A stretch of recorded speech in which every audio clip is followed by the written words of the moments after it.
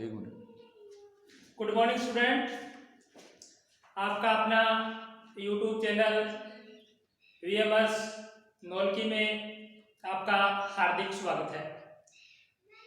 तो आज पढ़ेंगे हम रकत एवं परिसंचरण तंत्र। रकत एवं परिसंचरण तंत्र। तो सबसे पहले देखिए स्टूडेंट, रकत जो ब्लड होता है, रकत एक तरल स्योंजी ऊतक है। तरल स्योंजी रकत क्या है? एक तरल स्योंजी।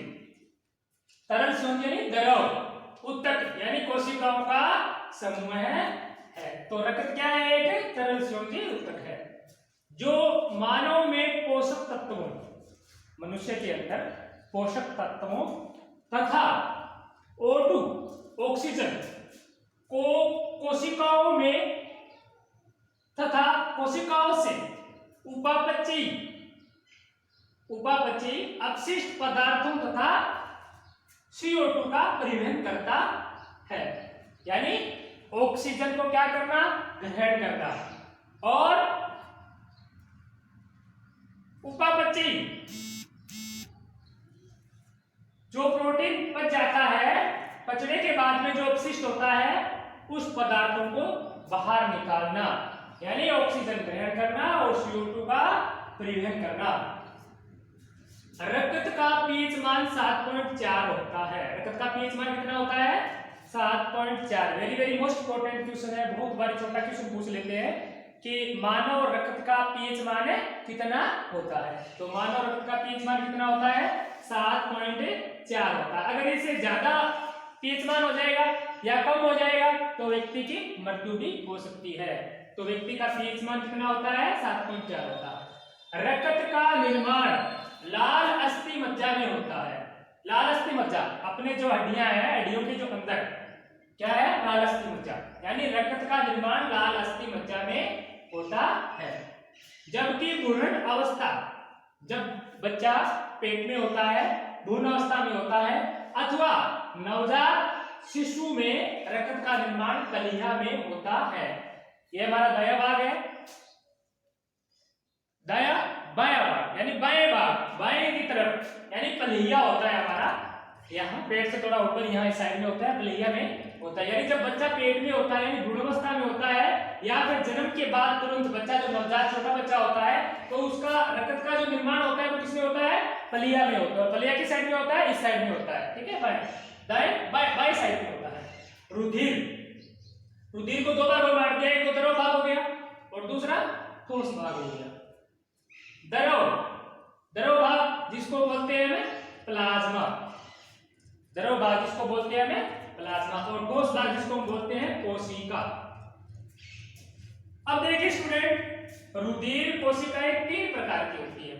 जो ब्लड की जो कोशिकाएं होती है वो कितने प्रकार की होती है? 3 प्रकार की होती है। आरबीसी, डब्ल्यूबीसी और विमाणु या प्लेटलेट्स, या इनका थर्मोसाइट भी हम बोलते हैं। तो सबसे पहले देखिए आरबीसी यानी लाल रक्त कोशिकाएं, आरबीसी श्वेत रक्त कोशिकाएं, डब्ल्यूबीसी, और तीसरी है विमाणु प्लेटलेट्स। तो सबसे पहले हम करते हैं आरबीसी, लाल रक्त कोशिकाएं। तो देखिए इस कोशिकाओं में हीमोग्लोबिन नामक प्रोटीन पाया जाता है। इसमें क्या पाया जाता है? हीमोग्लोबिन नाम प्रोटीन पाया जाता है। यानी इस कोशिकाओं में हीमोग्लोबिन नाम प्रोटीन पाया जाता है, हीमोग्लोबिन नामक प्रोटीन पाया जाता है, जिसके कारण ही इसका रंग क्या होता है? अभी लाल होता है। क्या होता है? इसका रंग लाल होता है। यानी इस कोशिकाओं में हीमोग्लोबिन नामक प्रोटीन पाया जाता है, जिसके कारण इसका रंग क्या होता है? लाल होता है। यह कोशिकाएं केंद्रक होती है, केंद्रक रहित, इसमें केंद्रक नहीं पाया जाता है। इनकी औसत आयु 120 दिन होती है। जो आरबीसी है, लाल रक्त कोशिकाएं है, इनका जीवनकाल कितना होता है? इनका जीवनकाल मात्र 120 दिन का होता है। 120 दिन के बाद में ये अपने आप ही खत्म हो जाती है और दोबारा बनती रहती है। इसके बाद में सेकंड आता है डब्ल्यूबीसी, सफेद रक्त कोशिका। यह प्रतिरक्षा प्रदान करती है। प्रतिरक्षा का मतलब क्या होता है? यानी हमारे शरीर के अंदर जो कीटाणु, जीवाणु, हानिकारक जो बैक्टीरिया होते हैं जो हमें नुकसान पहुंचाते हैं, उनसे ये रक्षा करती है, उनको मारती है ये, यानी ये प्रतिरक्षा प्रदान करती है। हमारे शरीर के अंदर जितने भी हानिकारक कीटाणु हैं उनको मारने में ये सक्षम होती है। WBC ये हमारी रक्षा करती है, प्रतिरक्षा प्रदान करती है। और इनका निर्माण लाल अस्थि मज्जा में होता है। लाल अस्थि मज्जा कहाँ होती है? हड्डियों के मध्य में होती है। इन्हें ल्यूकोसाइट भी कहते हैं। क्या बोलते हैं इन्हें? ल्यूकोसाइट। छोटा प्रश्न आ सकता है, ल्यूकोसाइट किसे कहते हैं? तो WBC को क्या बोलते हैं? ल्यूकोसाइट बोलते हैं। और इनमें हीमोग्लोबिन नहीं पाया जाता, इनमें हीमोग्लोबिन नहीं पाया जाता, इसलिए इसका रंग क्या होता है? रंग ये हीन होती है। ये क्या होती है? रंग हीन होती है, यानी सफेद होती है। इसके बाद में आ गया विमाणु। विमाणु भी बोलते हैं इसको, प्लेटलेट्स भी बोलते हैं इसको, थर्मोसाइट भी बोलते हैं इसको। तो प्रश्न किसी भी टाइप की घुमा फिरा के पूछ सकते हैं आपसे, विमाणु क्या है, प्लेटलेट्स क्या है, या थर्मोसाइट क्या है।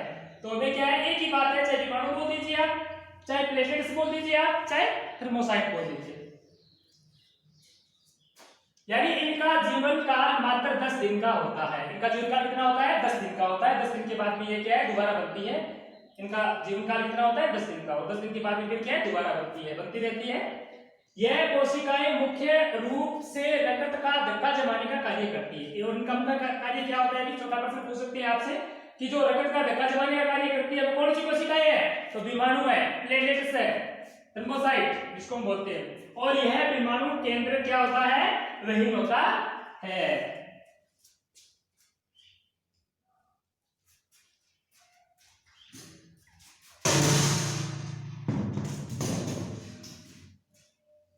अब देखिए स्टूडेंट, हम पढ़ेंगे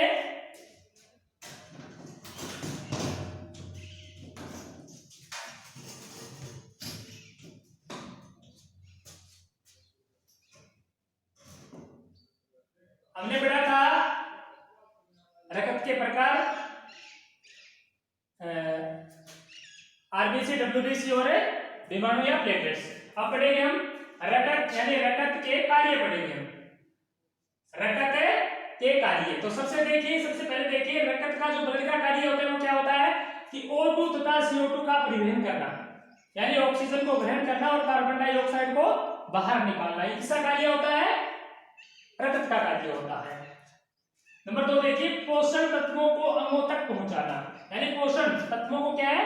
हमारे शरीर के अंगों तक पहुंचाना, किसका कार्य होता है? ब्लड का कार्य होता है। शरीर का ताप नियंत्रित करना, शरीर का जो ताप है, टेम्परेचर है, उसको क्या करना? कंट्रोल करना, नियंत्रित करना। नंबर 4 देखिए आवश्यकता अनुसार हार्मोन का परिवहन करना, यानी आवश्यकता अनुसार हमारे शरीर के अंदर हार्मोन का परिवहन करना। जैसे मान लीजिए इंसुलिन हार्मोन है, तो उसकी कमी से कौन सा रोग हो जाता है?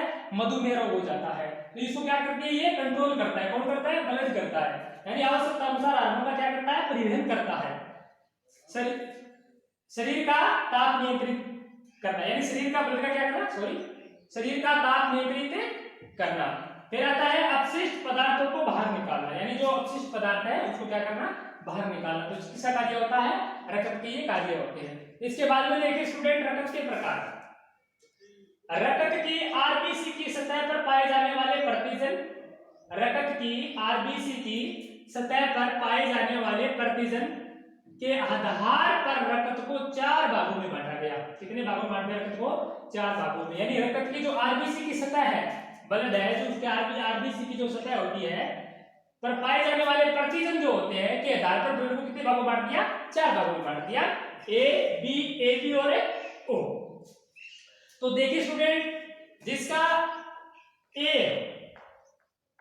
ब्लड ए बी और ये मान लीजिए ब्लड है और ये आरबीसी है, यानी ए ब्लड वाले आरबीसी प्रतिजन पर ए प्रतिजन पाया जाता है।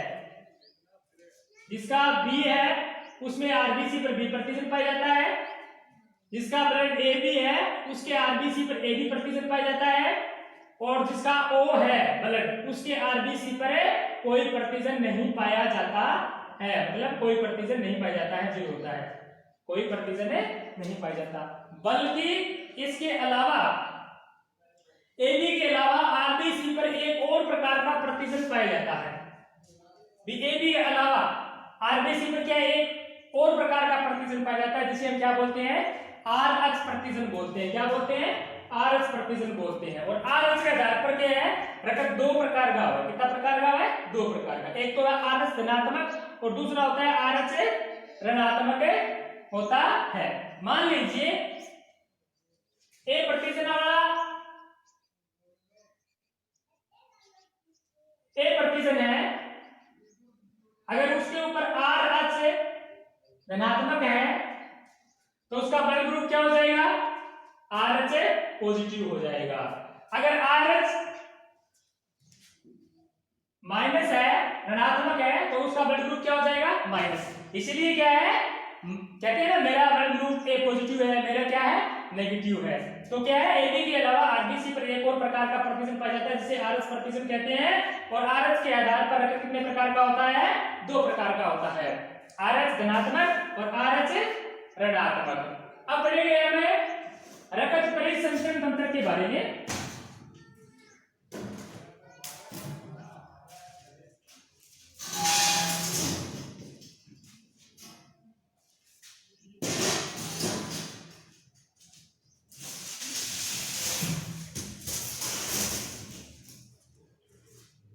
रकत परिसंचरण तंत्र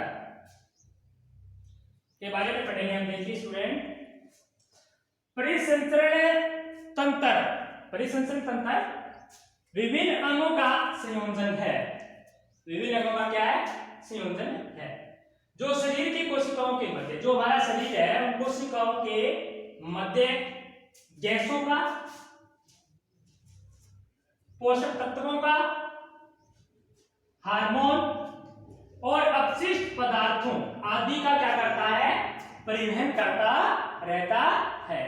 और मानव में क्या है? बंद परिसंचरण तंत्र पाया जाता है। मानव शरीर में कौन सा, किस प्रकार का तंत्र पाया जाता है? बंद। क्योंकि ब्लड क्या है? धमनियों और शिराओं में क्या करता है? परिवहन करता है। इसलिए मानव में क्या है? बंद प्रकार का परिसंचरण तंत्र पाया जाता है। इसमें रक्त,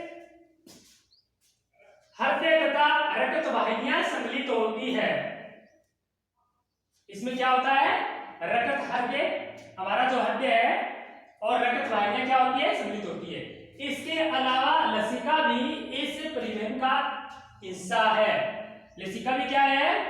इस परिवहन का हिस्सा है। और लसिका का गमन लसिका तंत्र द्वारा होता है। किसके द्वारा होता है? लसिका का गमन है लसिका तंत्र के द्वारा होता है। और यह एक खुला तंत्र है। बल्कि वो तो क्या था? एक बंद तंत्र था, बल्कि ये क्या है? कि खुला तंत्र है। और हृदय इस तंत्र का केंद्र है।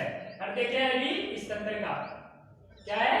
केंद्र है, जो रक्त को निरंतर रक्त वाहिनियों में पंप करता है। जो शुद्ध रक्त है, अशुद्ध रक्त है, हृदय तक पहुंचता है और उसको शुद्ध करके हृदय है रक्त को, निरंतर रक्त को वाहिनियों में क्या करता है? पंपित करता है। Thank you student.